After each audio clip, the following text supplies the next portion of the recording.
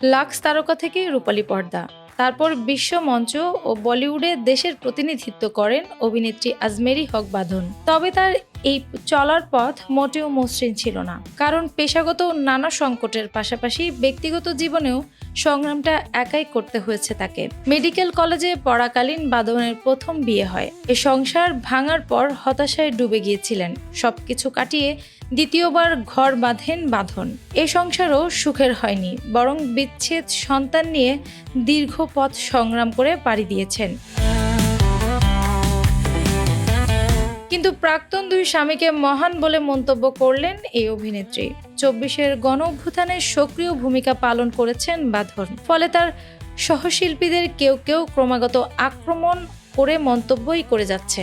২৪ পরবর্তী নানা অন্যায়ের প্রতিবাদে সরব হতে দেখা গেছে তাকে। সর্বশেষ ছায়ানটে হামলার প্রতিবাদে রাস্তায় নেমেছিলেন। এ নিয়েও সহশিল্পীদের আক্রমণাত্মক মন্তব্যের শিকার হয়েছেন। এসব বিষয়ে বাঁধনকে মানসিকভাবে বিরক্ত করে কিনা তা জানতে চাওয়া হয় একটি পডকাস্টে। অনেকটা হাসি মুখে আজমেরী হক বাঁধন বলেন, আমার মেন্টাল হেলথ এতটাই ডিস্টার্ব যে ওদের কারণে ডিস্টার্ব হওয়ার কোনো অপশন নেই। এজন্য পুরো ক্রেডিট আমার দুজন এক্স হাজব্যান্ডের। আমার জীবনের আজকের অবস্থানের জন্য আমি ওদেরকে অনেক ক্রেডিট দেই। ব্যাখ্যা করে আজমেরী হক বাঁধন বলেন, ওরা দুজনে আমাকে এতটাই গেরিলা ট্রেনিং দিয়েছে যে দুজনেই মহান থেকে মহান। ওনারা আমার সঙ্গে যা করেছেন, এরপরে শুধু বাকি আছে খুন করে ফেলা। এসে শুট করে দিল বা মেরে ফেললো, এটা ছাড়া তারা দুজনে বাকি আর কিছুই রাখেন নাই।